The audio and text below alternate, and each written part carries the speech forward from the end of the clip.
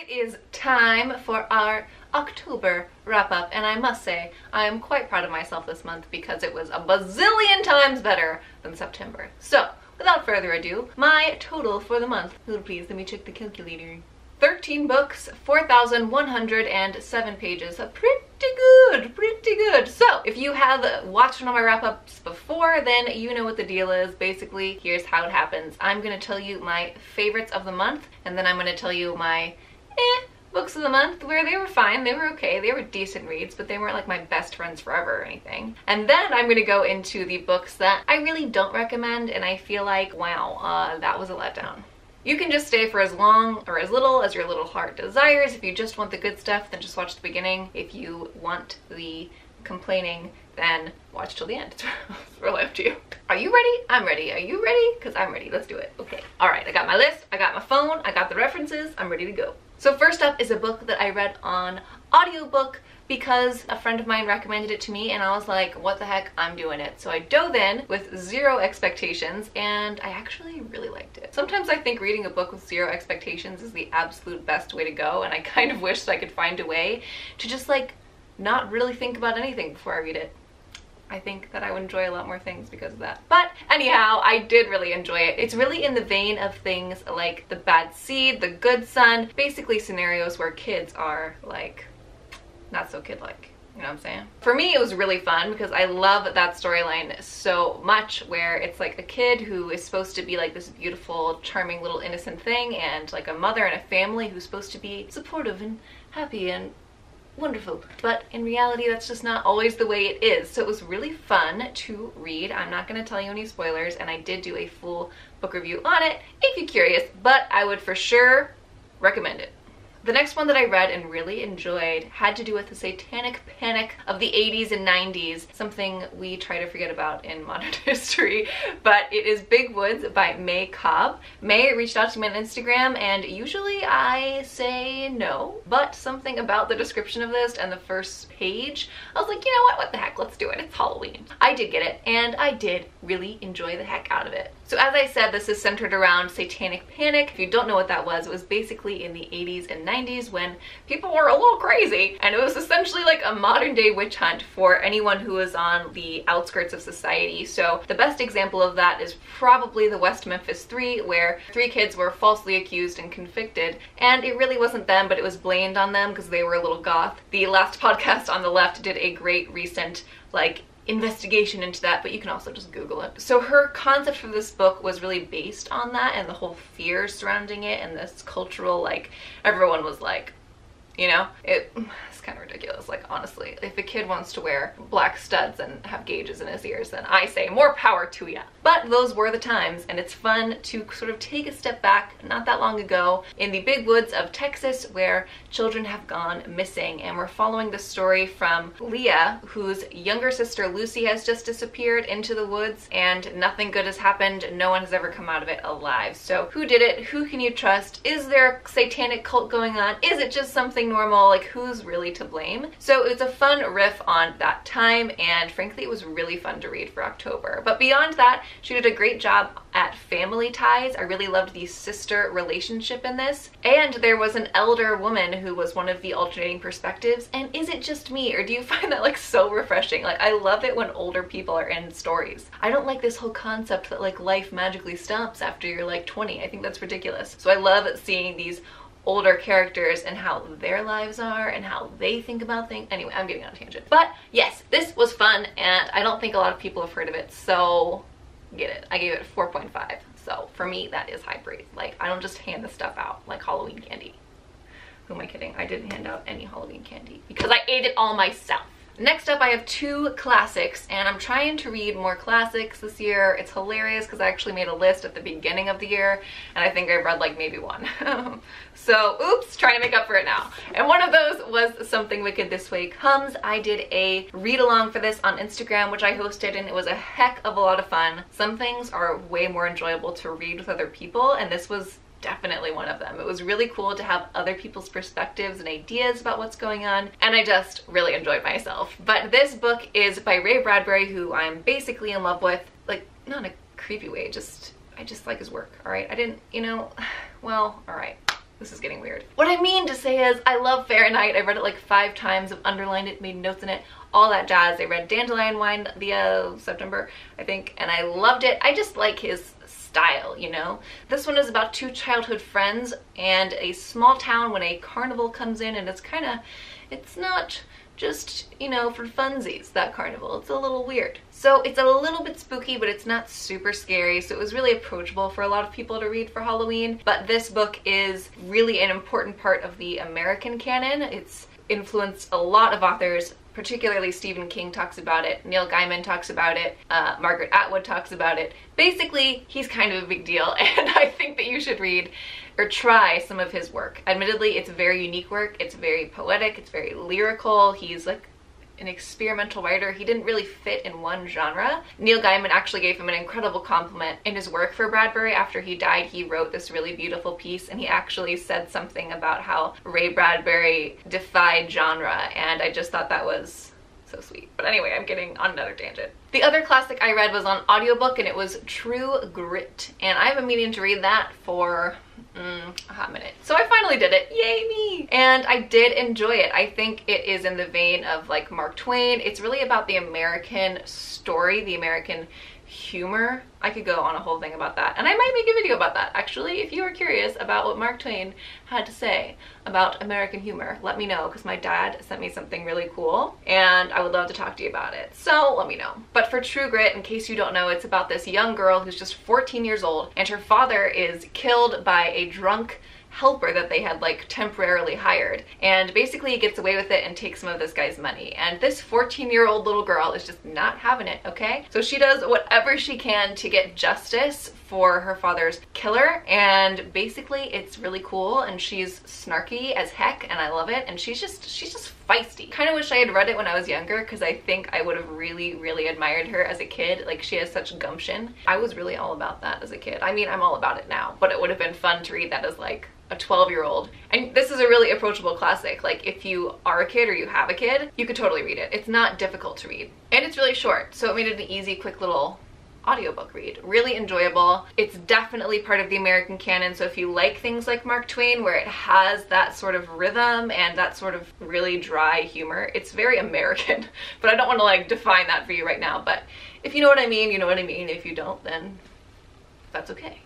But it was a good book, so maybe you should try it. The next one was whoa, nope, that's not correct. The next one was My Sister, the Serial Killer, and I did get my finished copy in the mail, and it is beautiful. Oh, I just noticed the back for the first time. So, cleaning spray, because basically there are these 2 sisters, as you can tell from the title. One sister has this horrible habit of killing her boyfriends, and the other sister is always left to clean up her mess. So this is a satire book. It's not really funny, like you're not gonna laugh, but it is kind of funny in a satirical sort of way. It's hard to explain, but it's a very quick read, really interesting. It's written by a Nigerian author, and it was just sort of fun to get to experience a little bit of that culture from this book. And the writing is super efficient, it's super easy to read, and heck, I just had fun with it. The next one was another audiobook. I know, I was like, wow, I really read a lot in audiobooks in October. I did a lot of walking in October.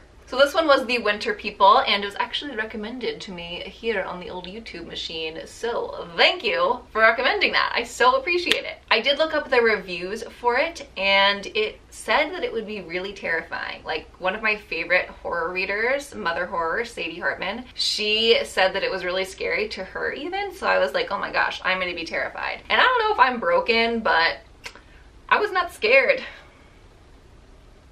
at all, which is kind of concerning, because like maybe something is wrong with me.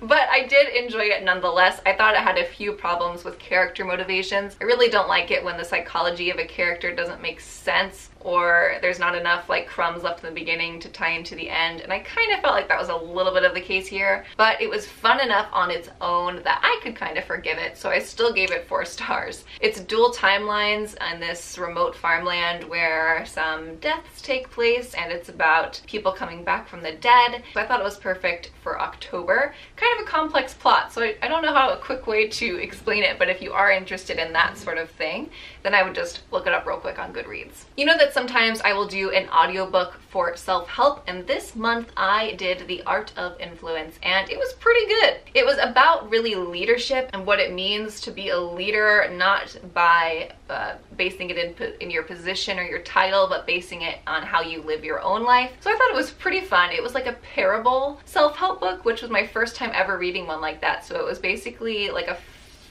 fake story teaching you lessons, which was kind of weird for a self-development book, but I actually thought it made it really approachable in a weird way. So I would totally listen to one of those again, but it did catch me off guard because I had no idea going into it. But I did like it, and it's a super quick read, so if you need like some inspiration or you just want to have something motivating, it might be a good one. I finally read this. I hope you're proud of me. I've been talking about it forever. So here's the situation. I basically read Sons of Cain. No joke, I have the window open and some woman just looked in here and watched me do this, and it was super embarrassing, and she was probably like, what the hell is going on? Hello, just being a book nerd, don't worry. Sons of Cain is supposed to be like a history of serial killers from the past into the present. It's a nonfiction, which I found extremely interesting, but I will say you have got to have a strong stomach to read this. Like, ew, there are some gross things in here. The author does a really good job when it comes to facts about serial killers themselves. However, I think for the beginning of this, I was a bit too educated to roll with it. It was really fun though, because I kind of got to disagree with him a little bit. I do feel that because he's doing this huge scope, serial killers from the Stone Age to the present, that he really stretched the truth a little bit, or stretched the interpretation of the facts to fit in with that theme. So that kind of irritates me as a reader who is well versed in natural history and archaeology and anthropology. It kind of irritated me because if you were not well versed in those things, then you would take what he was saying probably at face value and really trust what he was saying, even though a lot of what he said in that section was really stretching his interpretation of the facts. And that's just something really interesting to remember, that just because it's nonfiction doesn't guarantee that it's truth. And this author definitely puts his own tone and his own opinion and his own mind into his work. And it's interesting. It would be fun, I think, to really have a conversation with him at a coffee house, dish it out, because I just think it would be really fun. I love having those deep conversations. But that definitely made me a little more wary reading the rest of the book, like as we go throughout time, because it was clear to me that he was sensationalizing things a little bit, or stretching things a little bit to fit in with this really big scope of time as the theme. And I get it, but at the same time, I feel like it's nonfiction, and you can't speak scientifically in one paragraph and then switch to like stretching, or I can't think of the right words to say, but it's just not scientific. And as someone who has a science major, I think I have it ingrained in my brain that you have to be really, really clear, and anyone who's written scientifically will know exactly what I mean. It's just like the rules are very, very strict, and I think that there's a certain responsibility when you're writing nonfiction to be clear, and there's a certain responsibility for the reader to know that you have to question everything, and that just because it's nonfiction doesn't mean that there's not a little bit of fiction in there. I didn't mean to like go on and on about this, but I'm still really thinking about it and processing it. A lot of it's very, very interesting. It's really dark, and it's true crime, so it's really gross and really vivid at a lot of times.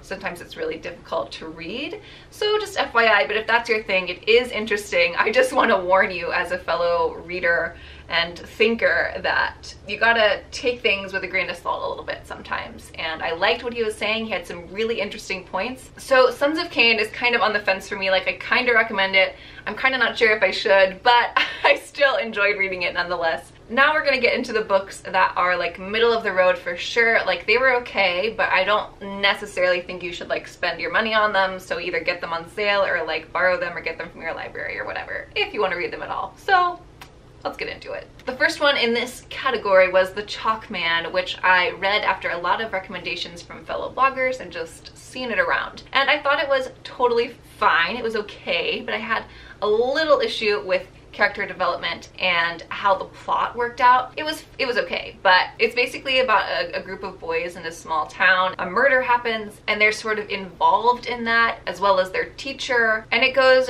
back and forth between this one character's life as an adult and life as a kid, and how those two meet and mingle, and finding answers to some of those remaining questions from the murders all those years later. So it was fine. Like, I liked it. I liked the writing style a lot. It's one of those like quick, brief writing styles. I just had a little problems with the plot, and I just wasn't super happy. Felt like it could have been tighter, if that makes sense. The next one was Lore Wicked Places, and no, I have never listened to this podcast, but I have read all 3 books, so what are you gonna do? I will say that I like the first 2 books in this series better, though you don't have to read any of the books in any order. It's just like whatever fits your fancy, really. So this one was a little bit more of historical detail, and I don't feel like he's necessarily the best at writing that, so it kind of just felt like a list of facts at times, and I didn't feel like the stories or the tall tales or whatever were quite as well developed. This is basically like a compendium of wicked places where creepy things have happened, and he did stray from that subject a little bit, and also I felt like he could have worked more within that subject. No joke, my camera just turned off on me. That is so rude. Like, excuse me, camera, but I'm trying to talk to my friend here. Okay, rude. Anyway, so I thought that it was fine, but I thought that he was gonna go in a different direction with Wicked Places, and I did see some familiar things that I really love, like Dead Mountain, things that I knew a little bit more about, and that I really didn't feel like he was giving proper justice or proper time to. All those stories just felt really quick this time and not as well developed, and I don't know, it was okay,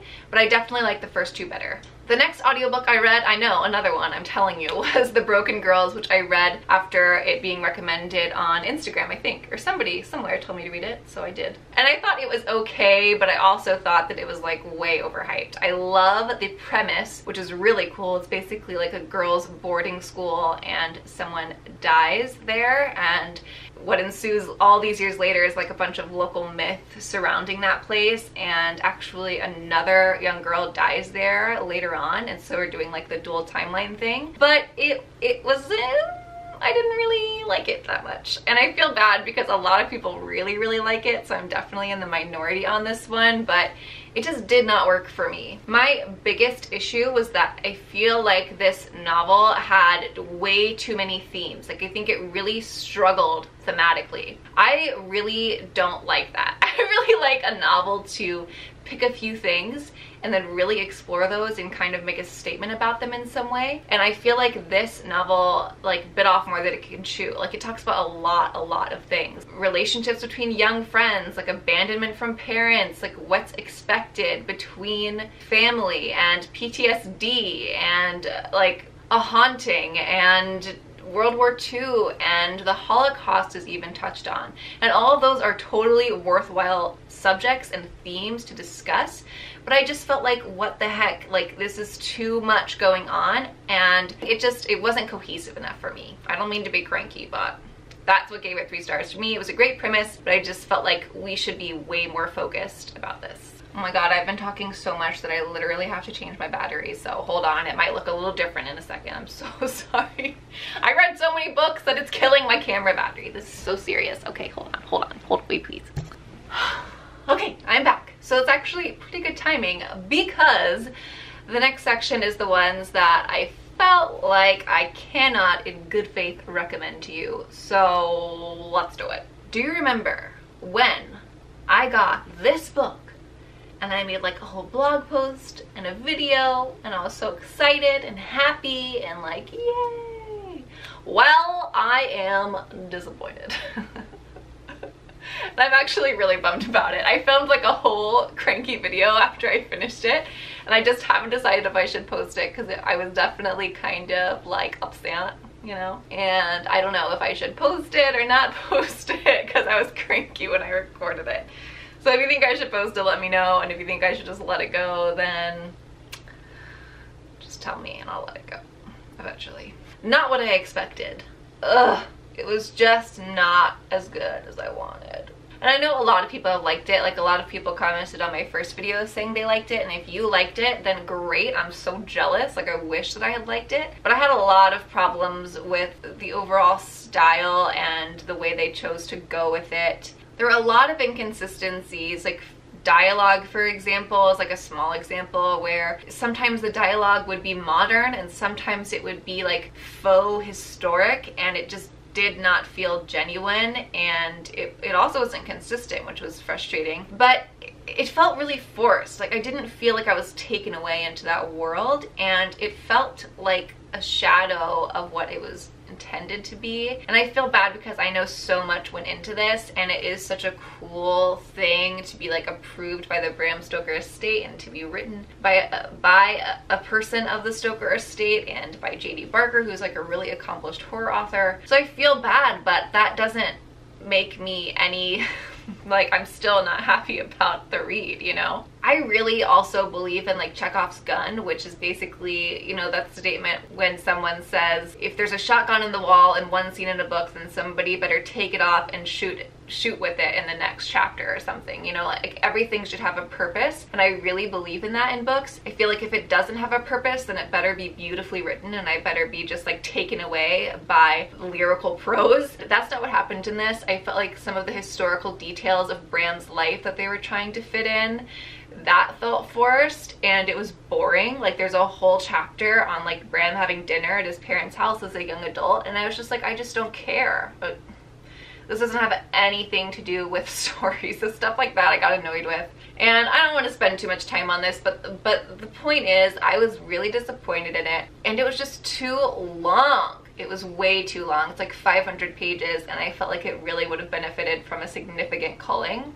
Can you tell how depressed I'm getting? Like my energy, I feel like, just dropped like so much. But this, it was a letdown. It was a letdown for me. I still gave it 3 stars because it kind of picked back up, but that was like a generous 3 stars. It's really more like a 2.5 for me, if I'm being honest. Anyway, on to my next complaint. I read The Cheerleaders because I'd seen it a lot on Instagram, and it has a cool cover. That cover, it roped me in, a little liar. So I got basically really excited, and it sounded really fun. It's like a YA where this girl has lost her older sister to apparent suicide, and they're in a town where a lot of deaths took place all around the same time, like the same group of girls, all the cheerleaders, obviously. That was a fun premise. And I had like one huge issue with this book was that YA to me, like why I love young adult, is because it puts teenagers and young adults in situations that are adult. Does that make sense? It's like kind of a proof to you as a teenager that you are capable and that you can do things even though you are young. Like to me, that is the appeal of young adult books, and really the entire point. Like young adult is like a compliment to young adults. That's why I loved it when I was younger, and that's why I held on to it for so long in my early 20s, and that's why I still read it now. So my biggest problem with The Cheerleaders was that I felt that it was in direct opposition to everything that the young adult genre stands for. I felt like it was an insult to teenagers, and that kind of really peeved me. Like the main character is so self-serving and so stupid, and she acts, I'm just being really mean right now, and she acts so rude and so callous in the face of characters whose, you know, daughters have died, and she just like doesn't care. Like come on, I don't know any 16, 17, 18-year-old like that. I really don't. And if I did know one of the rare few that are really that ridiculous, then I really don't want to read a book about that character. Does that make sense? Like I can't be bothered with those kind of like dumb people, because that's really like what that character was. She was absolutely ridiculous, and the whole thing was just really pandering to her personality, and I just could not get on board with that. It really annoyed me. I still finished it, and I will say that that's like the saving grace of that book, is that the writing style is super efficient. It's great for young adult writing. It's like you can just digest it, and that's also part of the appeal of young adult, that it's just easy to read, easy to take in, and it's fun to read. So this wasn't fun to read, but the writing style had that same approach, which I gotta give her props for, because the writing style itself, like the sentence structures and the way the chapters are set up, all make sense. I just really hated the theme of this book, and I felt like it was dumb. And I'm sorry that I'm not sorry. Anyway, I got really cranky for those last two, didn't I?